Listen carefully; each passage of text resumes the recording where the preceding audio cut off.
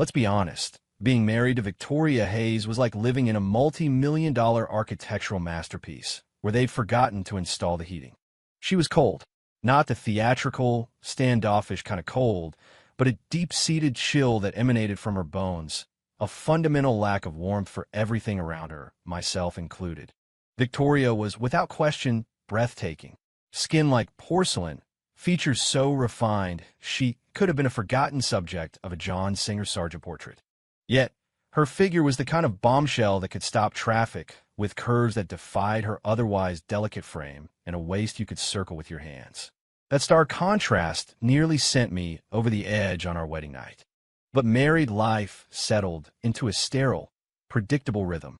Victoria was the quintessential powerhouse, the heiress to her family's corporate empire, who also ran several wildly profitable companies of her own. She was busy, and I was busy. We were two parallel lines running our own tracks, occasionally intersecting under the same roof. Days were a blur of meetings and deadlines. Evenings, we'd return to that sprawling, silent house, and our entire exchange would be a clipped, "You're home," followed by a monosyllabic, "Yeah, or have you eaten?" Our most intimate moments were a once-a-week affair, performed with the detached precision of a scheduled maintenance check.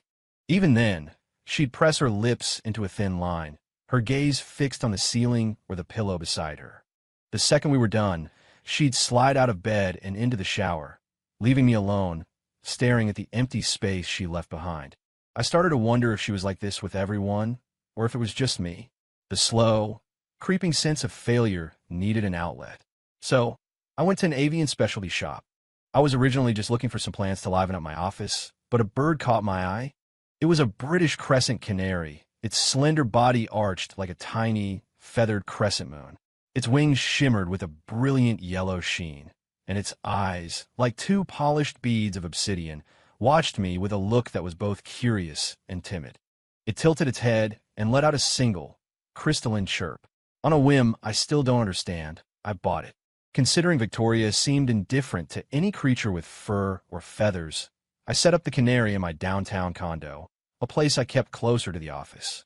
It was already serviced by a cleaning crew, so adding a birdcage and supplies was easy enough. I'd change its water, fill its dish with premium imported feed, and just watch it hop around its ornate cage, singing its heart out. In those moments, some of the frost that had built up around my own heart seemed to melt away. I named the little guy Wifey. It was a self-deprecating joke, one that held a secret hope I wasn't ready to analyze too closely. Every few days, I'd invent a reason to go to the condo. I was working late, or had a meeting with a client.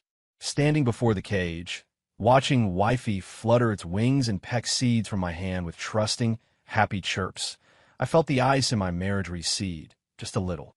My visits became frequent enough that my closest friends started to notice. One night, after a few rounds of scotch, my buddy Mark slung an arm around my shoulders, his eyes glinting with mischief. "So, I hear you're keeping a canary on the side these days," he slurred, nudging me. "Attaboy, Art. You've got St. Victoria, the untouchable ice queen, at home, and you've still got the guts to play around? Come on, man, give us the details. What's this girl got that makes you risk it all for a secret little love nest?" I nearly choked on my drink. "What? No, you guys have it all wrong. I literally bought a bird. A canary. British crescent. It sings."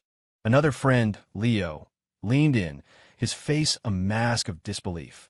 "Oh, come on, Arthur. You can drop the act with us. A bird? Since when are you into bird watching? It's obviously some sweet, understanding girl who knows how to warm you up after a long day. The bird is just your cover story." I was at a total loss, feeling like I was trying to explain quantum physics to a toddler. "No, seriously. Yellow feathers, black eyes, lives in cage." They all burst out laughing, their expressions screaming, "Yeah, we get it."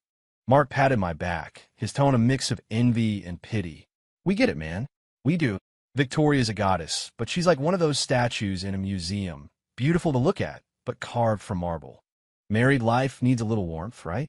Your canary must be real cozy." I looked at their knowing smiles and realized it was a lost cause. Shaking my head, I drained my glass, the bird of the scotch doing little to soothe the frustration. He wasn't entirely wrong about that last part. "Victoria," I sighed, the words coming out in a low murmur, more for myself than for them. She's perfect in every way, family, looks, career. You can't find a single flaw. She's just so cold. I thought the complaint, heavy with resignation and a touch of loneliness, would simply dissolve into the bar's dim lighting and loud music. I never imagined someone was listening, and I certainly never imagined how fast those words would make their way back to Victoria. Chapter 2. The change began on a perfectly ordinary Wednesday night. I'd worked late, which really meant I'd stopped by the condo to feed wifey and listen to him sing for a while. I got home feeling pleasantly relaxed.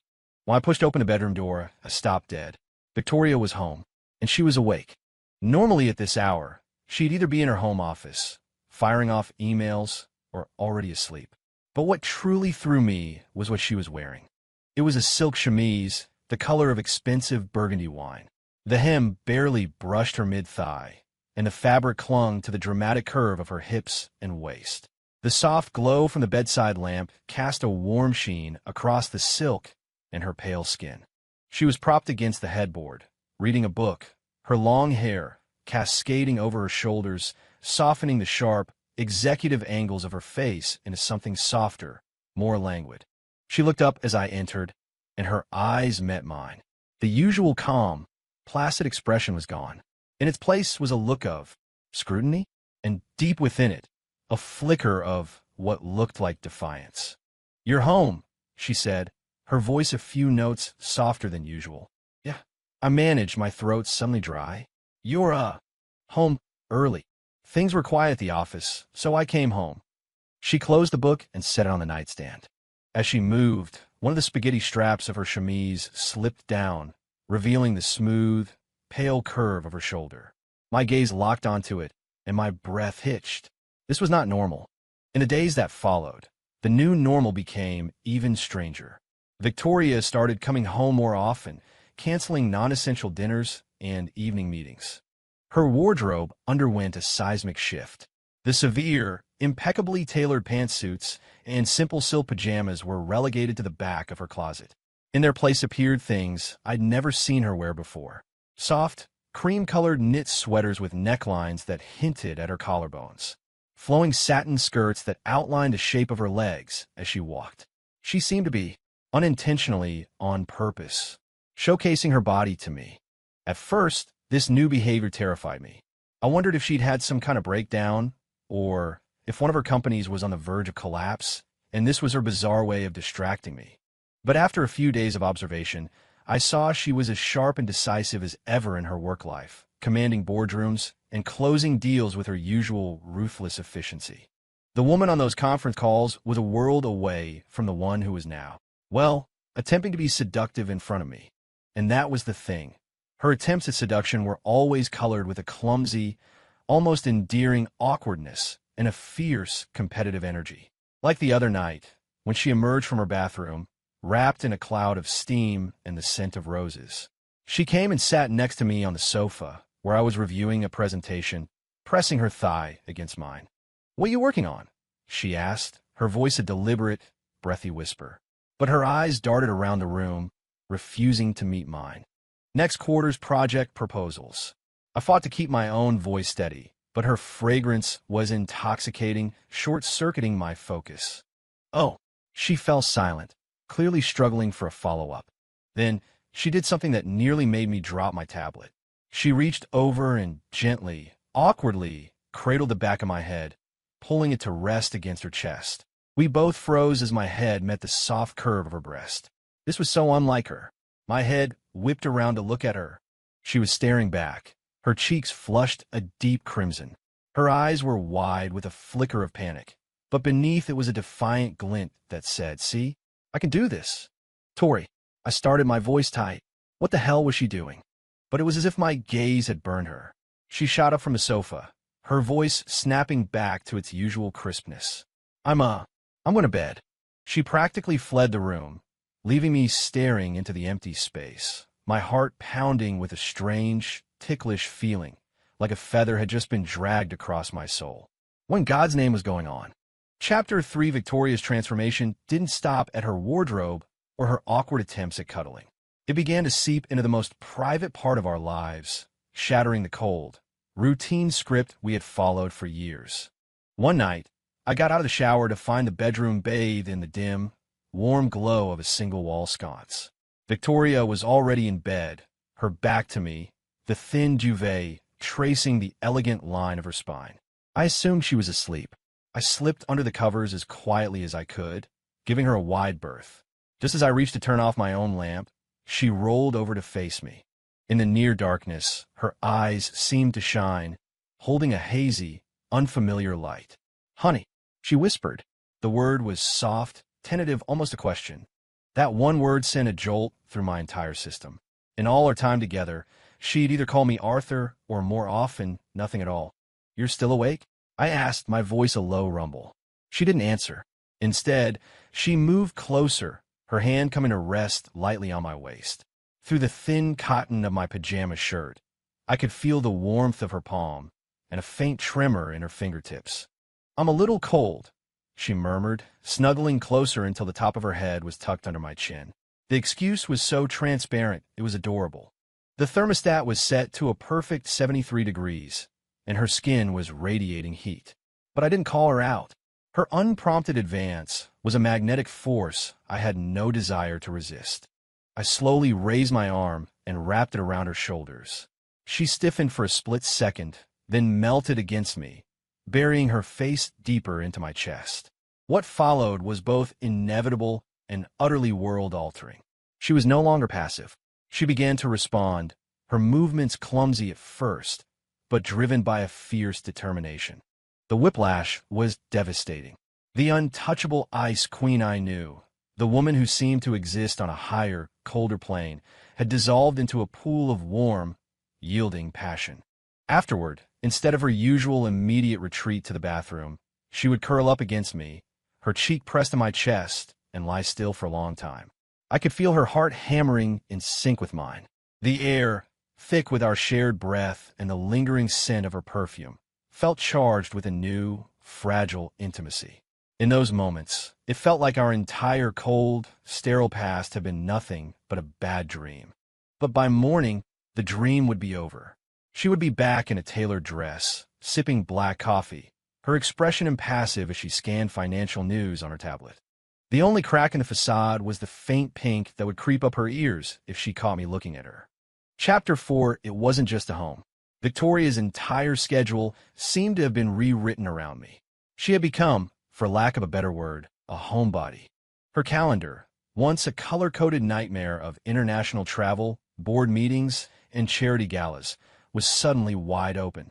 She was turning down nearly every evening engagement, clocking out of her own company at 5 o'clock sharp. It got to the point where, on the rare occasion, I tried to use working late as an excuse to visit wifey. Her call or text would arrive with uncanny timing. "Are you coming home for dinner? Maria made that roast chicken you like." Her tone would be casual, but I could hear the thread of hope woven through it. Or, "I'm exhausted today. Can you come home early?" Once or twice could have been a coincidence. But this was a pattern. Under her relentless, tender siege, my trips to the condo dwindled from every couple of days to once a week, if I was lucky. Every time I went to clean the cage and refill the feeders, wifey would erupt in a flurry of joyous chirps and frantic fluttering. A pang of guilt would hit me every time. It was as if I really were a cheating husband, neglecting my devoted partner for some illicit thrill. Except my bit on the side was a literal bird. The absurdity was overwhelming. I was living in a bizarre paradox. At home, an ice queen had thawed into a siren, and across town, a canary was waiting for me with the devotion of a saint. I was stretched thin between guilt and a thrilling, confusing new reality. Just when I thought I was about to snap, a solution presented itself. A crisis had erupted at one of Victoria's overseas projects, and she had to fly out to manage it in person. She would be gone for at least 2 weeks. I was ecstatic, though I managed to arrange my face into a mask of husbandly concern. 2 weeks? That's a long time. Are you sure you'll be okay over there by yourself? I asked, helping her pack. Victoria, busy triple-checking her passport and documents, glanced up at me. "It's fine. The team is already on the ground." "Okay, well, just be safe. Don't work too hard," I said, the words feeling stiff and inadequate. She stared at me for a long moment, something unreadable flashing in her eyes. Then she rose and crossed the room, the silk of her wine-red robe whispering against the floor. The lamplight haloed her body, making her skin glow. Her gaze wasn't hesitant anymore. It was molten with a fiery resolve. So, she began, her voice a low, deliberate purr. Before I go. She leaned over me, planting her hands on the bed on either side of my body. Her hair fell forward, brushing against my cheek, carrying that intoxicating rose scent. I should probably give you a proper reward, so you don't forget who's waiting for you at home. Her mouth crashed down on mine, not with the hesitant exploration of before, but with the fierce, possessive heat of a woman staking her claim. I was stunned by her aggression, but my body responded before my brain could catch up. Later, breathless, she whispered against my ear, her words a fragmented, urgent command. These 2 weeks I'm gone. You are not allowed to go out and play. She pulled back just enough to look me in the eye. Do you hear me? Caught in the overwhelming tide of her newfound passion, all I could do was nod, my own thoughts washed away. Chapter 5. With Victoria gone, the house immediately reverted to its former state, cavernous, silent, and cold. For the first couple of days, I was surprised to find I couldn't stand it. I missed the low murmur of her voice on a late-night call from the study, the faint scent of roses that clung to the air. The spaces she had filled with her strange, intense new energy now felt painfully empty. My friends, sensing my newfound freedom, dragged me out every night, bars, basketball, you name it. They were on a mission to help me rediscover the joys of bachelorhood. After a few nights of this, I stumbled home, drunk and exhausted, to the empty house. Lying in our bed, staring at the ceiling, my mind replayed the image of Victoria on the night she left, her eyes flashing with a mix of threat and desire. You are not allowed to go out and play. Her voice echoed in my head. I rolled over, burying my face in her pillow, which still held the faint trace of her perfume. A wave of guilt washed over me, which was ridiculous. I hadn't done anything. Well, except for the bird. Tonight, after a particularly satisfying game of pickup basketball, Leo threw a sweaty arm around my shoulders, a sly grin on his face. All right, Art, my man. You've had your fun. The coast is clear. Isn't it about time you introduced us to the main attraction? What attraction? I asked, genuinely confused. Don't play dumb. Mark chimed in, clapping me on the back. Your canary? You've kept her hidden away for months. We want to see this woman, this mythical creature who has our boy Art racing home from work every night. We want to see what could possibly make you risk the wrath of Queen Victoria. I finally understood.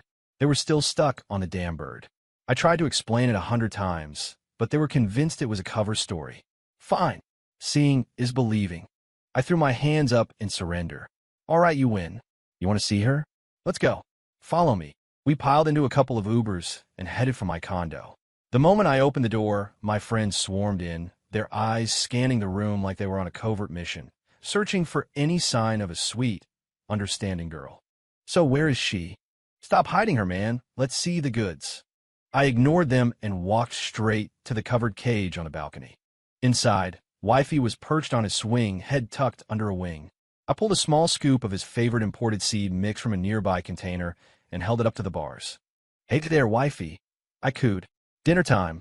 At the sound of my voice, he woke instantly, fluttering his crescent-shaped wings with a series of happy chirps. He hopped over and began delicately pecking the seeds from the scoop, trusting and affectionate. Behind me, there was a profound, dead silence. It lasted for about 3 seconds before the room erupted in a tidal wave of hysterical laughter. Oh my God, it's an actual bird, a crescent canary. Dude, you are a legend. So, when you said you were visiting your little beauty, you meant this thing. I can't breathe. My friends were doubled over, clutching their stomachs, tears streaming down their faces. I turned around, shaking my head at the pack of hyenas. You believe me now? Yes. Oh God, yes. Mark gasped, wiping a tear from his eye. Arthur, we are so sorry. Our minds are clearly in the gutter. We have maligned your noble hobby. Bird keeping is a fine art, Leo added, still howling. So much cheaper than the alternative. And it sings. They crowded around the cage, marveling at the completely bewildered canary, as if it were a unicorn. Just then my phone buzzed. It was a text from Victoria, asking if I'd gotten home. Okay. I stepped away to reply, telling her I was just wrapping things up with friends and not to worry. As I was typing, I didn't notice my friends huddled together, a new, more sinister wave of mischief passing between them. Okay, this is way funnier than what we imagined. One of them whispered, "We have to commemorate this moment. Everybody, get your phones out." Instagram story. Caption. Finally met Arthur's famous canary. She's an absolute knockout. Yes, but no pictures. Just the text. Perfect. Let's do it. And remember the most important part.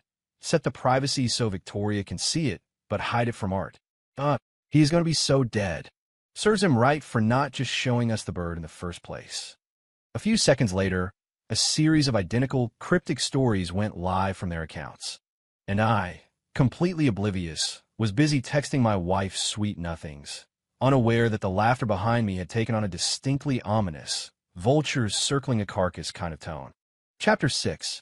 After I finally kicked my cackling friends out, I cleaned Wifey's cage, topped off his food and water, and lingered for a few minutes, listening to his soothing songs. Then I drove home. I figured I still had another week of peace before Victoria returned. I was wrong. The next evening, I walked into the house and knew immediately that something was off. The entryway light was on, and the air was laced with Victoria's signature perfume. She was back, a week early. Confused, I walked into the living room. It was lit by a single-floor lamp, casting long shadows. A figure was standing by the sofa. When my eyes adjusted and I saw what she was wearing, the air left my lungs. My entire body went rigid. Victoria was dressed in a Japanese-style schoolgirl uniform. A navy blue sailor top with a red scarf, paired with a matching pleated plaid skirt that was scandalously short. And, dear God, she was wearing a pair of sheer black stockings that clung to every inch of her long, perfect legs. She was barefoot, standing on the plush rug, the toes of one foot nervously tapping the floor. She heard me and looked up. Her beautiful, normally composed face was a maelstrom of emotions. Anger, humiliation, and the wild, desperate courage of someone about to jump off a cliff. You're back early, I stammered, my voice cracking. Is everything okay? Victoria started walking toward me, each step a deliberate, agonizingly slow movement. The pleated skirt swayed, and I felt my world tilt on its axis. She stopped directly in front of me, tilted her head back, and her red lips parted. The words she spoke hit me like a physical blow. I had to be. It seems my house was about to be robbed. My brain short-circuited. Robbed? What are you talking about? Who's robbing us? Was she talking about Wifey? But it's a bird. Did she think I was actually having an affair? Before I could form a coherent thought, she was on her tiptoes, her arms wrapping around my neck, and her mouth was on mine in a desperate, bruising kiss. When she finally pulled back, we were both breathless, her chest heaving. She reached into the pocket of her blazer and pulled out a handful of silk ribbons in various colors, and the black stockings she had just been wearing. Art, she breathed, her voice trembling with a mixture of desire and raw vulnerability. She shoved the ribbons and stockings into my hands. Tie me up. She averted her eyes, a blush creeping up her neck. And use these to cover my eyes. Tori, are you sure? Her long eyelashes fluttered violently against her flushed cheeks. She bit down hard on her lower lip, as if steeling herself, and squeezed out a single, almost inaudible word that was clearer than a scream. Yes. In one motion, I swept her into my arms. She let out a small gasp and instinctively tightened her grip around my neck. I carried her into the bedroom and laid her gently on the bed. Leaning over her, I took the stocking, still warm from her skin, and carefully tied it over her eyes. Arthur, she whispered my name, a note of panic in her voice. I'm right here, I murmured back. Then, with the silk ribbons, I gently bound her wrist to the ornate posts of the headboard. She was the embodiment of surrender, a goddess offering herself as a sacrifice, an angel falling from grace. All for me. I lower my head, my lips tracing a path from her temple to the corner of her trembling mouth. Chapter 7 later, as I untied the silk ribbons from her wrists, I saw that they'd left faint red marks on her delicate skin. The moment I removed the stocking from her eyes, her lashes fluttered open. Her eyes were glistening with unshed tears, and swimming in their depths was a profound and heartbreaking sense of defeat. Victoria buried her face in my chest, her shoulders shaking with silent sobs. My heart clenched. I held her close, stroking her hair, trying to soothe the storm I didn't understand. We lay there in silence, the only sound our ragged breaths mingling in the quiet room. Finally, her voice, muffled and thick with emotion, rose from my chest and shattered my world. "When are you going to take me to see her? Your canary." My hand froze in her hair. My whole body went still. She must have felt me tense up because she lifted her head. Her eyes were red-rimmed, a devastating combination of her usual pride and a new, fragile vulnerability. "And what is it about me that isn't good enough for you?" she pleaded, her voice cracking. "Whatever it is, I can change. I'll do anything." This was the proud, untouchable Victoria Hayes, begging. She thought all of this, the lingerie, the role-playing, the desperate, passionate performances, was a competition, and she thought she was losing. The absurdity of it all hit me.